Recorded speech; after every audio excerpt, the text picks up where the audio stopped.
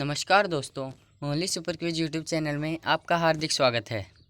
आज हम English grammar का बहुत इम्पोर्टेंट टॉपिक टेंस की शुरुआत करने जा रहे हैं। मैंने देखा है बहुत सारे स्कूलों में कई जगह 30 दिन तक टेंस पढ़ाए जाते हैं, लेकिन यहाँ पर ऐसा नहीं होगा। आपको सिर्फ 3 दिन में, हाँ बिल्कुल ठीक सुना आपने, सिर्फ 3 दिन में आपको पूरा टेंस क्लियर हो जाएगा। यानी हम 3 दिन का हम शेड्यूल बता देते हैं। अगर आपने इन 3 दिन क्लासों को देख लिया ना, तो आपको टेंस में कभी कोई दिक्कत नहीं होगी। तो आज हमें ना प्रेजेंट टेंस पढ़ेंगे, प्रेजेंट टेंस कंप्लीट पढ़ देंगे, फिर कल पास्ट पढ़ेंगे और फिर परसों फ्यूचर। मतलब 3 दिन में बिल्कुल क्लियर हो जाएगा आपको टेंस चैप्टर, कोई डाउट नहीं बचेगा। ठीक है, टेंस तो आपको क्लियर हो जाएगा। चलो अब शुरुआत ही कर देते हैं क्लास की।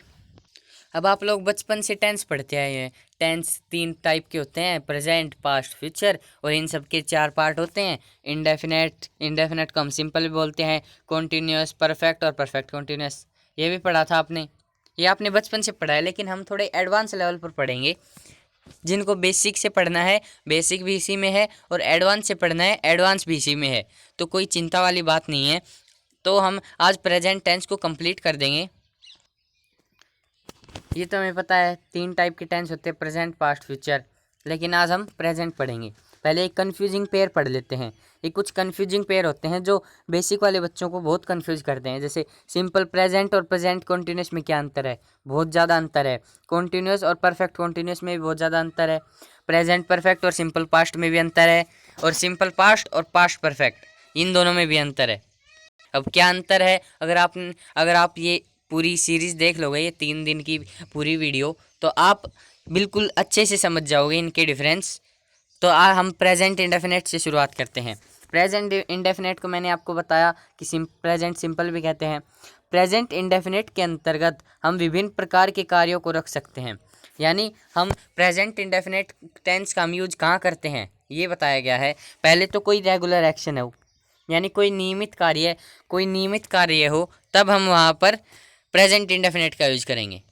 ठीक है, जैसे I come daily, I come here daily, तो यहाँ पे रेगुलर एक्शन बताया जा रहा है, डेली का यूज हो रहा है, मतलब ये रेगुलर एक्शन है। तो यहाँ पर हम सिर्फ प्रेजेंट इंडेफिनेट यूज करेंगे। अगर आप नोट्स बना रहे हो तो बहुत बढ़िया बात है, लेकिन नहीं बना रहे हो तो कोई बात नहीं, आप इस वीडियो को ध्यान से देख लीजिए, आपको सब क्लियर हो जाएगा। तो रेगुलर एक्शन यानी कोई काम नियमित रूप से होता है, तब हम वहाँ पर प्रेजेंट इंडेफिनेट का यूज करते हैं। अब प्रेजेंट इंडेफिनेट की स्ट्रक्चर आपको पता होगा, सब्जेक्ट नहीं पता है तो फिर बता देता हूँ, प्लस वर्ब के फर्स्ट फॉर्म के साथ एस या ई एस प्लस ऑब्जेक्ट। ठीक है, ये होती है सब्जेक्ट प्लस वर्ब के फर्स्ट फॉर्म के साथ एस या ई एस प्लस ऑब्जेक्ट। पहले हम इसके यूज़ देख लेते हैं, फिर आगे इसकी स्ट्रक्चर भी देखेंगे। सेकंड है, न्यूज़पेपर के हेडलाइन और स्पोर्ट्स की कमेंट्री में भी सिंपल प्रेजेंट टेंस का यूज होता है।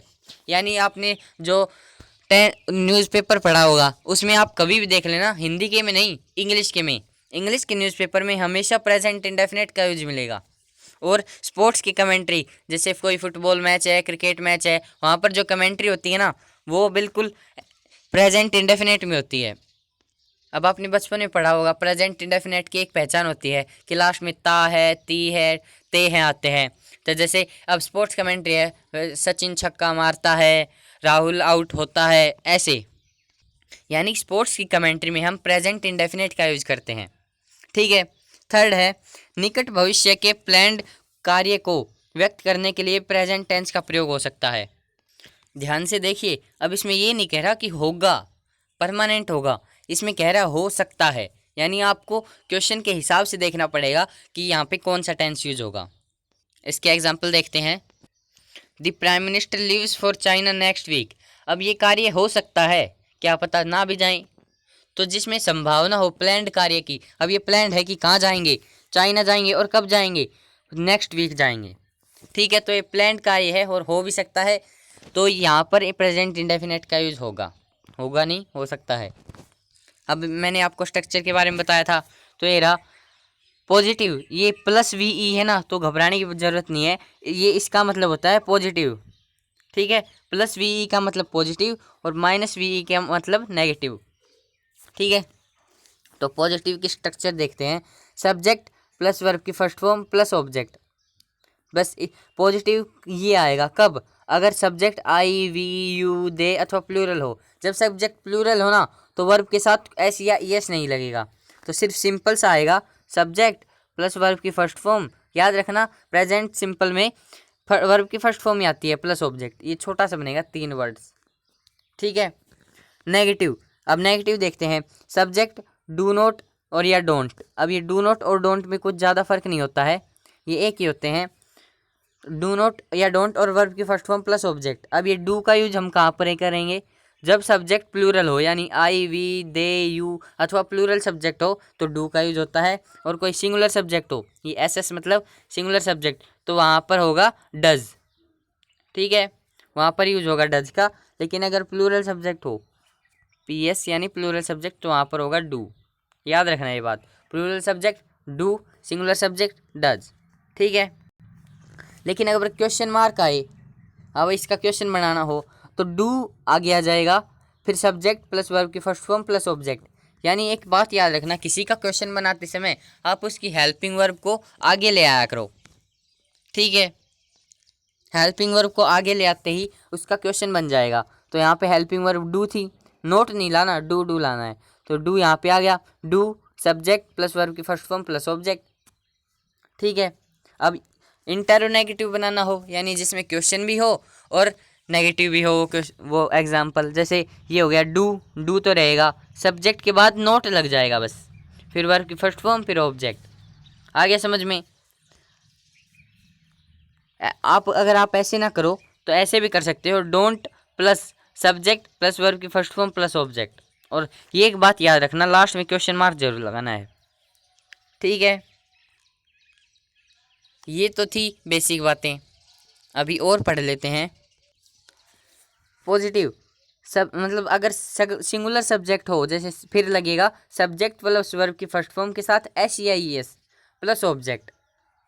अगर subject he, she, it, name या सिंगुलर हो, जब सब्जेक्ट सिंगुलर हो ना तो ये लगेगा। आपको कंफ्यूज होने की ज़रूरत नहीं है, इसमें सिर्फ इतना बताया गया है कि अगर सब्जेक्ट प्लूरल हो तो एस और ई एस हट जाएंगे, लेकिन अगर सब्जेक्ट सिंगुलर हो तो एस और ई एस लग जाएंगे, बस इतना सा है। अब इसका नेगेटिव बनाना हो तो वर्ब के बाद नोट लगा देंगे, जैसे इसमें सब्जेक्ट प्लस डज नोट, ऊपर तो था डोंट या डू नोट, इसमें आएगा डज नोट या डजेंट, इसको हम डजेंट भी बोलते हैं। अब क्वेश्चन है does plus subject plus verb की फर्स्ट फॉर्म प्लस ऑब्जेक्ट। इसमें यहाँ पे मैंने आपको बताया कि हेल्पिंग वर्ब आगे आ जाएगी, तो ये डज आगे आ गया, does plus subject plus verb की फर्स्ट फॉर्म प्लस ऑब्जेक्ट, ठीक है। अब है नीचे है डज।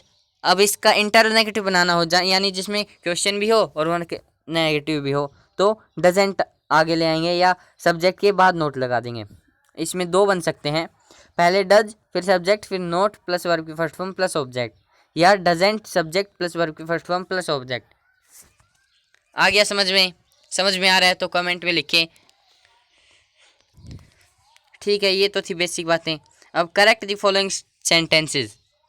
अब ये कुछ सेंटेंस गलत दिए हुए हैं, इनको आपको सही करना है। पहला है what he knows about you, what he knows about you. अब ये गलत है, क्या गलत है आप बताइए। इसमें नीचे लिख रखा है, इसमें जो मिस्टेक है ये यहीं पर है कि इसमें क्वेश्चन तो है और ये प्रेजेंट में है, लेकिन ये इसमें जो क्वेश्चन बनता है ये आता है what does he knows about you. यहाँ पे डज का यूज़ नहीं हुआ, मेन वर्ब हेल्पिंग वर्ब का यूज़ नहीं हुआ, इसमें ये मिस्टेक थी।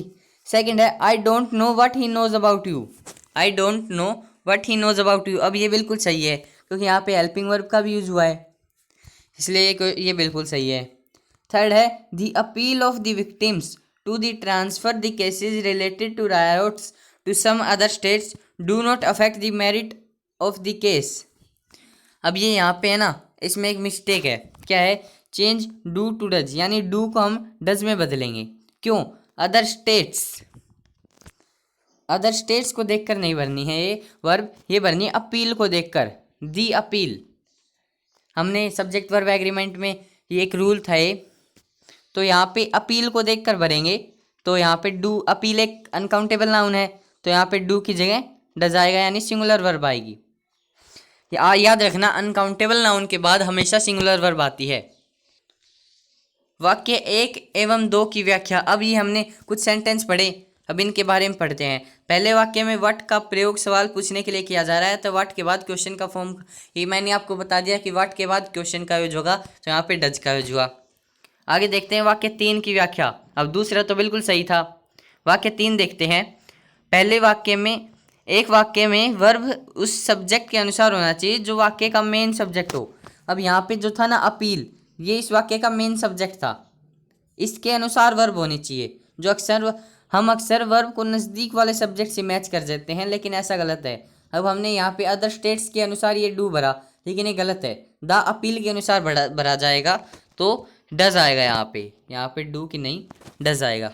आगे समझ में, यहाँ से आपको दो चीज़ें क्लियर हुई, एक तो सब्जेक्ट वर्ब एग्रीमेंट का टॉपिक, एक यहाँ से टेंस। ठीक है, अब हम आगे बढ़ते हैं प्रेजेंट कॉन्टिन्यूस की तरफ।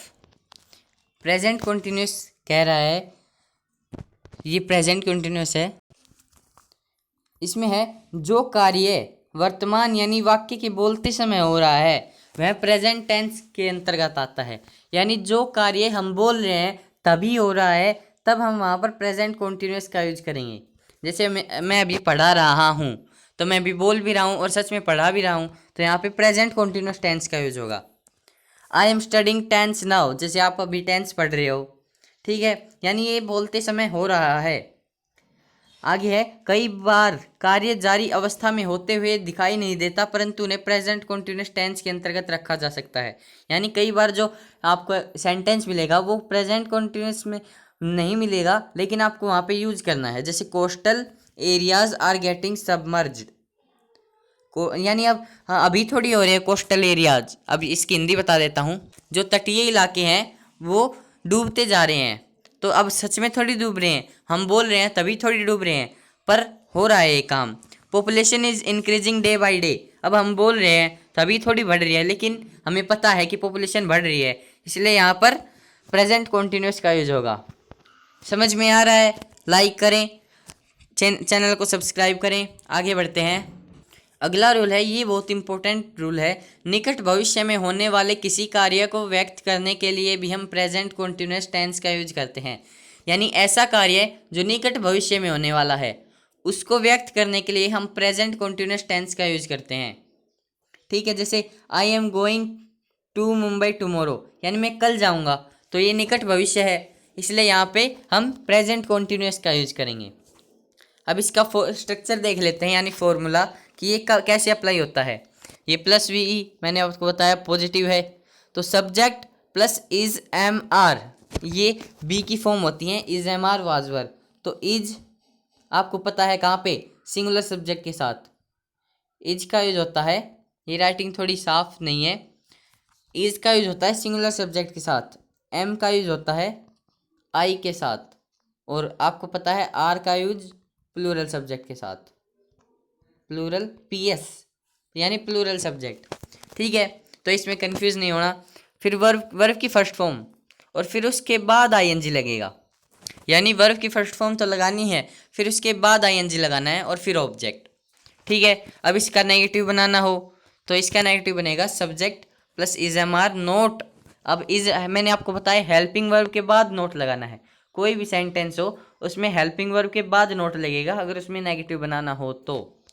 तब हम यहाँ पर नोट प्लस वर्ब की first form plus ING plus object. याद रखना, नेगेटिव बनाते समय सिर्फ नोट लगता है और कुछ चेंजमेंट नहीं होता है, लेकिन इंटरोगेटिव बनाते समय ये is am are helping verb आगे आ जाएगी, नीचे लिख रखा है प्लस सब्जेक्ट प्लस वर्ब की फर्स्ट फॉर्म प्लस वर्ब की फर्स्ट फॉर्म के साथ आईएनजी प्लस ऑब्जेक्ट। ठीक है, आगे समझ में।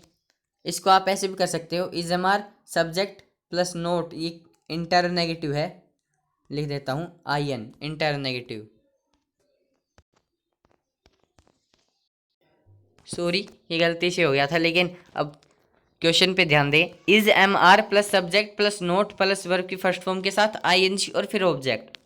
ठीक है, ये ज़्यादा ध्यान नहीं देना आपको। नोट एम नोट का कोई कॉन्ट्रैक्टेड फॉर्म नहीं होता है, लेकिन क्वेश्चन टैग में आर एन का प्रयोग किया जाता है।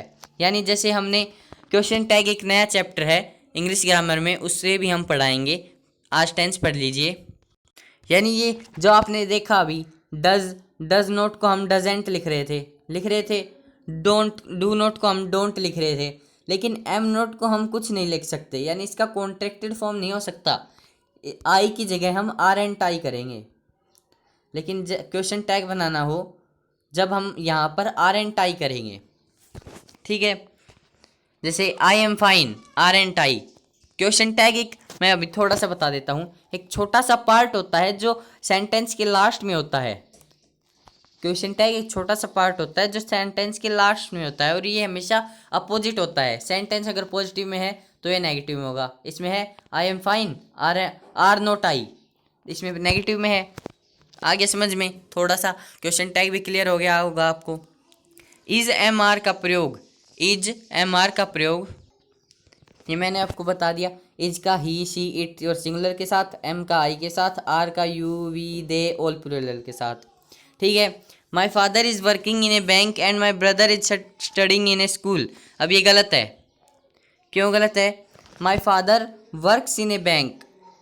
अब मैंने आपको, अगर आपने एक वीडियो में बताया था कि कुछ ऐसे जिनके साथ आईएनजी का यूज़ नहीं होता है, यानी कुछ ऐसे वर्ब होते हैं जिनके साथ आईएनजी का यूज़ नहीं होता है, इसलिए हम यहाँ पे प्रेजेंट इंडेफिनिट का यूज़ करते हैं। तो वर्किंग ये एक, उसमें एक वर्ब थी, और स्टडी ये भी वर्ब थी, तो इसके साथ आईएनजी नहीं लगेगा, यहाँ पे वर्क्स और स्टडीज़ आएगा।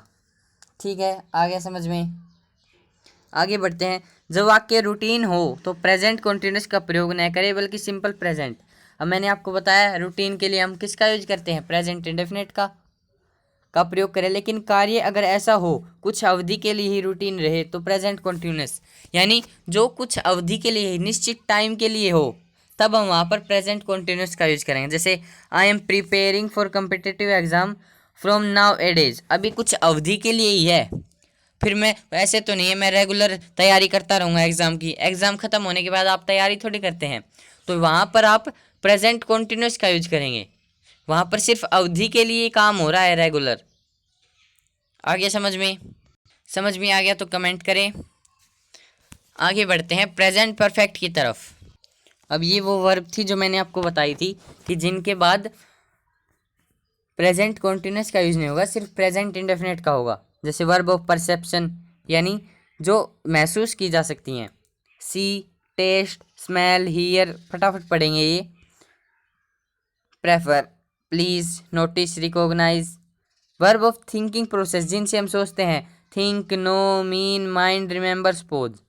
वर्ब ऑफ शोइंग पोजिशन, यानी जो अधिकार दिखाती हैं।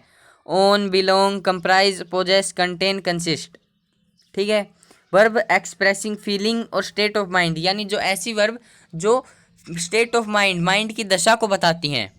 जैसे believe, like, dislike, love, adore, want, wish, desire, hate, agree, trust, imagine. Verbs in general, यानी सामान्य में। Look, seem, appear, affect, resemble, cost, acquire, become, hope, refuse. यानी ये कुछ ऐसी वर्ब थी जिनके बाद प्रेजेंट इंडेफिनिट का यूज होगा, ना कि प्रेजेंट कॉन्टिन्यूस का। इनके बाद हम आईएनजी नहीं लगा सकते। एग्जाम्पल भी देख लीजिए आप। He is owing A car, ये गलत है, क्योंकि हमने पढ़ा कि ओन ये वर्ब ऑफ पोजेस में था। ये रहा वर्ब शोइंग पोजीशन ओन, तो यहाँ पे आईएनजी नहीं आएगा, सिर्फ ऐसा आएगा। He owns a car. This house is belonging to me, ये गलत है। This house belongs to me. I am not meaning anything wrong, अब ये गलत है।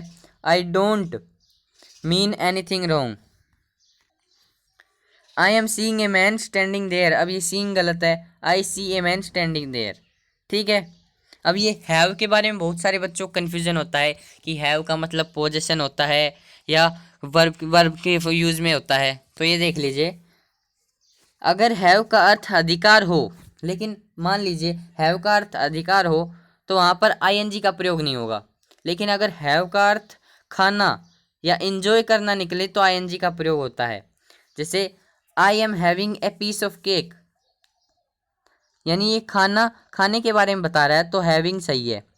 लेकिन आई एम हैविंग ए कार, अब ये अधिकार के बारे में बता रहा है, यानी उसके पास गाड़ी है, गाड़ी पे उसका अधिकार है, तो यहाँ पर आईएनजी नहीं आएगा। I have a car. आगे समझ में? खाना या इंजॉय के लिए हम हैव के साथ आईएनजी लगाते हैं, लेकिन अगर अधिकार की बात हो तब हैव के साथ आईएनजी नहीं आता है। ठीक है, दो टेंस आपको क्लियर हो गए, समझ में आ रहा है, लाइक करें। प्रेजेंट परफेक्ट की तरफ बढ़ते हैं।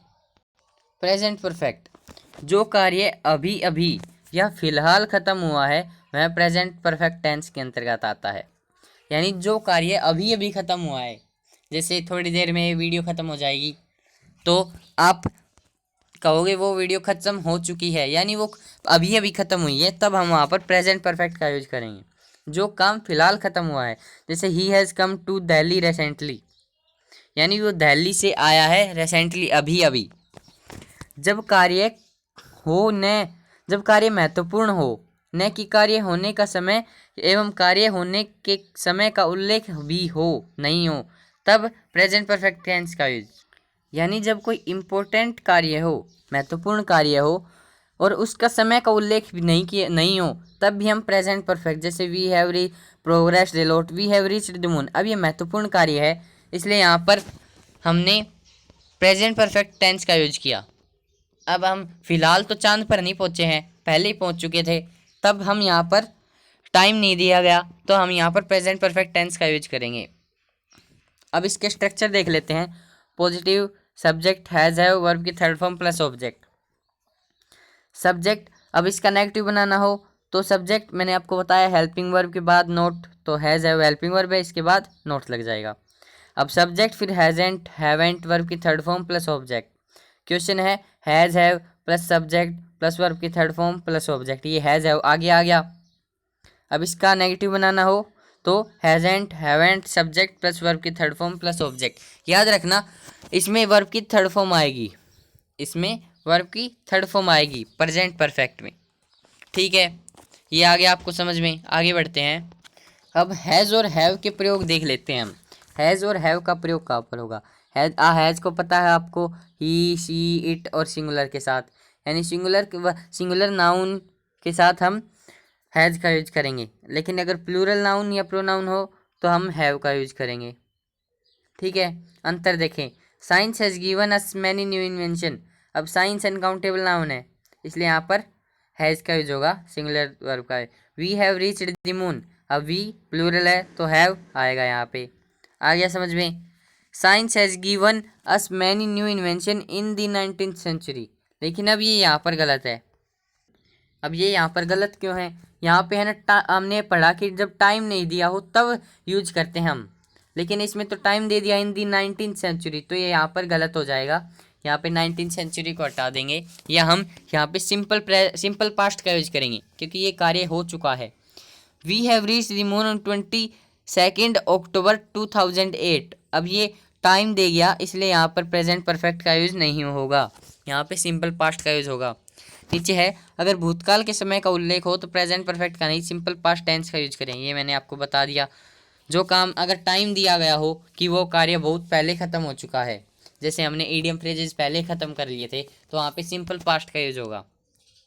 यानी ऊपर ये जो ऊपर दिए गए हैं इनके सही रूप होंगे, साइंस गेव अस, अब यहाँ पे गेव आया, गिव की भी सेकेंड फॉर्म होती है गेव, तो यहाँ पे सिंपल पास्ट आ गया। We reached the moon, we reached, अब ये रीच्ड आया, क्यों आया? क्योंकि ये यहाँ पे सिंपल पास्ट का यूज हुआ होगा, क्योंकि यहाँ पे टाइम दे रखा है, ये पास्ट में ख़त्म हो चुका है।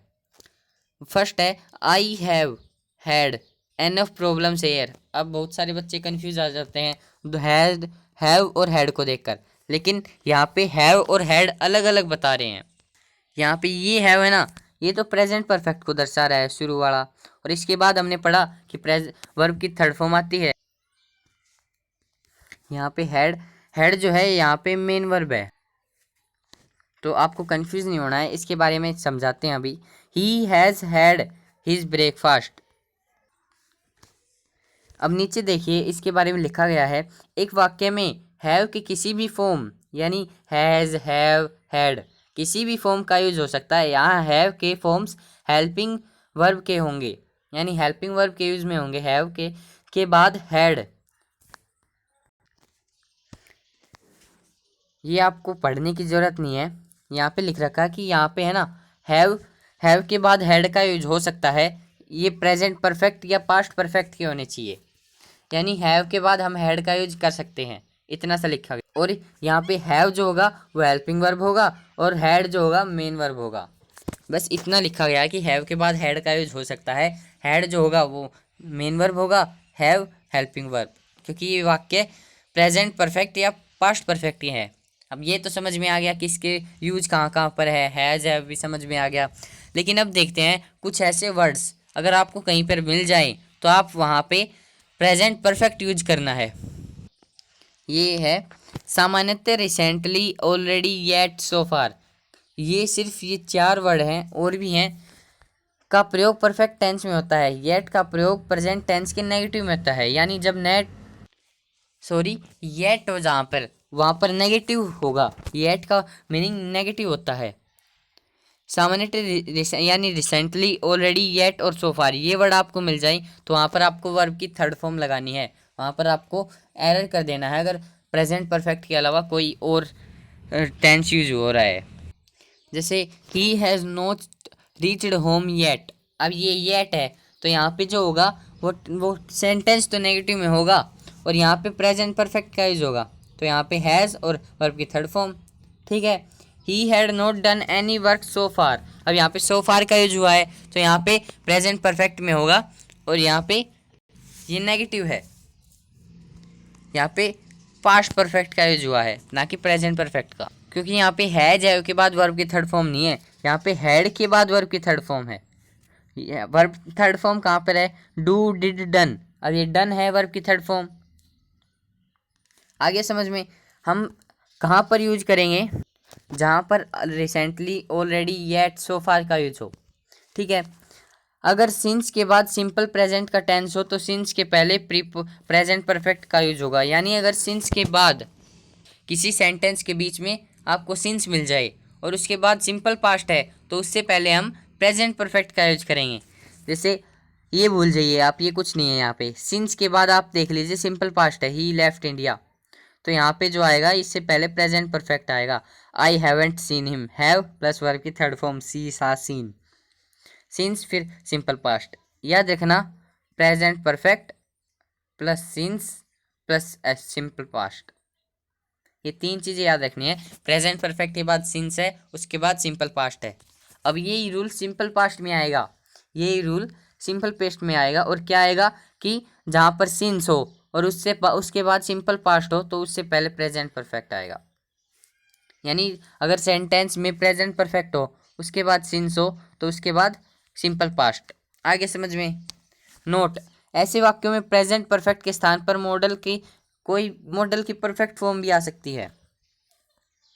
यानी अगर आप वहाँ पर प्रेजेंट परफेक्ट यूज ना करना चाहो तो आप वहाँ पर मॉडल भी यूज कर सकते हो। जैसे he may have grown old since she last saw him.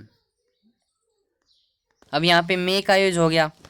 कोई भी परफेक्ट फॉर्म आ सकती है जो परफेक्ट बैठती हो, मॉडल इन परफेक्ट।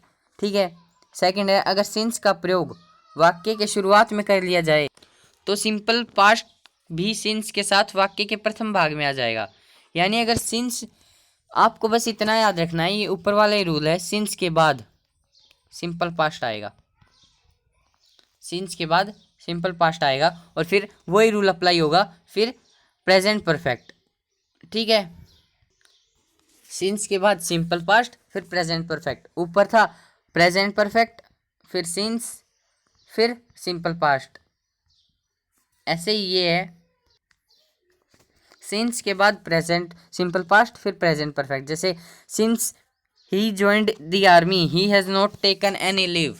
अब यहाँ पे सिंस के बाद सिंपल पास्ट फिर उसके बाद प्रेजेंट परफेक्ट। आगे बढ़ते हैं। अब लास्ट बचा है टेंस प्रेजेंट का, present perfect continuous. Present perfect continuous आपको पता है कहाँ पर यूज होता है? जो कार्य पास्ट में स्टार्ट हुआ था लेकिन अब भी चल रहा है, तब हम वहाँ पर प्रेजेंट परफेक्ट टेंस का यूज करते हैं। जैसे जो कार्य भूतकाल में शुरू हुआ हो और अब भी चल रहा है तो वहाँ पर प्रेजेंट परफेक्ट कॉन्टिन्यूस टेंस आता है। जैसे I have been living Delhi for 5 years। अब ये पास्ट में शुरू हुआ पिछले 5 साल में, लेकिन अब भी चल रहा है, तो यहाँ पर प्रेजेंट परफेक्ट टेंस का यूज होता है। इसकी स्ट्रक्चर देख लीजिए, बच्चे कन्फ्यूज हो जाते हैं इसकी स्ट्रक्चर में, तो कन्फ्यूज होने की ज़रूरत नहीं है आपको। पॉजिटिव, इसका पॉजिटिव बनेगा सब्जेक्ट प्लस इसमें है ना, याद रखना इसमें परफेक्ट और कॉन्टिन्यूस का मिक्सचर है। इसमें परफेक्ट भी हो रहा है यूज और कॉन्टिन्यूस भी हो रहा है। अभी देखते हैं कहाँ पे यूज हो रहा है। हैज़ हैव, ये तो आ गया प्रेजेंट परफेक्ट। इसमें आ गया यूज बीन, बीन और फिर वर्ब के फर्स्ट फॉर्म के साथ आईएनजी, ये कॉन्टिन्यूस आ गया। इसमें दोनों यूज हो रहे हैं, इसलिए इसका नाम प्रेजेंट परफेक्ट कॉन्टिन्यूस है।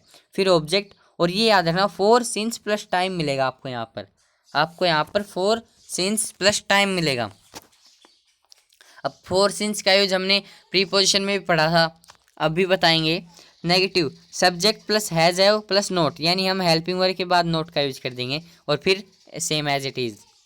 आगे है यहाँ पर हम हैज़ हैव नोट की जगह हैजेंट या हैवेंट भी यूज कर सकते हैं, कोई फर्क नहीं पड़ेगा। क्वेश्चन है क्वेश्चन के लिए हम क्या करते हैं, हेल्पिंग वर्ब को आगे ले आते हैं। तो has have plus subject plus been plus verb की first form plus object plus for plus since plus time और लास्ट में क्वेश्चन मार्क, ऐसे ही है सारे। और interrogative hasn't haven't subject been verb की first form plus ING plus object plus for since plus time. जैसे I am teaching you since an hour, अब ये यहाँ पर गलत है, ये यहाँ पर गलत है क्योंकि यहाँ पे सिंस का यूज गलत है, यहाँ पे फोर आएगा क्योंकि ये निश्चित अवधि नहीं है, ये कोई टाइम पीरियड दे रखा है, फोर आएगा यहाँ पे। और बाकी सेंटेंस बिल्कुल सही है, और बाकी बिल्कुल भी सही नहीं है। ये आई एम टीचिंग है, ये गलत है। I have been teaching you for an hour, I have been आएगा यहाँ पर। आगे समझ में, आगे बढ़ते हैं। ये देख लीजिए आपको बिल्कुल क्लियर हो जाएगा फोर और सिंस का। फोर, जब समय की अवधि का उल्लेख हो तब फोर का प्रयोग करें, यानी जब समय की अवधि हो, यानी कोई फिक्स टाइम नहीं दिया गया हो, सिर्फ इतना टाइम पीरियड दिया गया हो 5 घंटे 10 घंटे 3 दिन 5 साल 15 साल, मतलब कुछ भी, मतलब निश्चित टाइम नहीं दिया गया हो, तब हम फोर का यूज करेंगे। जैसे फॉर 2 आवर्स 2 घंटे, फॉर लास्ट 2 ईयर्स पिछले 2 साल, फॉर 5 डेज 5 दिन, फॉर लास्ट 2 मंथ पिछले 2 दिन, फॉर 10 ईयर्स 10 साल, फॉर लास्ट 3 वीक्स पिछले 3 हफ्ते। यहाँ पे फिक्स टाइम नहीं दिया गया, यहाँ पे अवधि दी गई है। और सिंस का यूज जब शुरुआती समय का उल्लेख हो, यानी कार्य कब शुरुआत हुआ था अगर वो दे रखा हो, तब हम सिंस का यूज करेंगे। सिंस मंडे, मंडे फिक्स है। सिंस बिगिनिंग, शुरुआत से। सिंस 2000, ये याद रखना ये एक्सेप्शन है, सिंस द बिगिनिंग, यहाँ पर सिंस का यूज होगा। सिंस 2008 फिक्स टाइम है। Since time immemorial, since 7 PM, since last year, ये याद रखना ये थोड़े एक्सेप्शन है यहाँ पे। Since the beginning, since the time immemorial और सिंस लास्ट ईयर, ठीक है। ये सिंस का प्रयोग कैलेंडर, घड़ी, दिन के पहर एवं जीवन की अवस्थाओं के साथ सिंस का प्रयोग करें, यानी जहाँ पर कैलेंडर हो, घड़ी, दिन के पहर या जीवन की अवस्था बतानी हो, तब हम वहाँ पर सिंस का, जैसे डेज, सिंस का यूज कहाँ पर होता है, कैलेंडर में डेज के साथ, डेट्स के साथ, 7 मई 8 जुलाई मंडे ट्यूसडे, ईयर्स 2005 2007, मंथ्स मई जून, ओकेजन होली दिवाली, यानी होली दिवाली से पहले भी हम सिंस का यूज करते हैं। और सिंस का यूज हम कहाँ पर करते हैं, क्लॉक, घड़ी के कब, 7 o'clock, since 7 o'clock, since 8 PM। Stages of life, stages of life यानी जीवन की अवस्थाएं, childhood, adolescence etcetera. Parts of each day, जैसे मॉर्निंग, इवनिंग, आफ्टरनून, इनसे पहले हम सिंस का यूज़ करेंगे। ये कुछ एक पॉइंट्स थे, आप इनका स्क्रीनशॉट ले सकते हैं और इसकी PDF आपको डिस्क्रिप्शन में मिल जाएगी।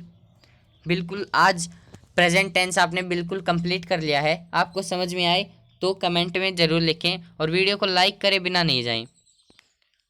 धन्यवाद।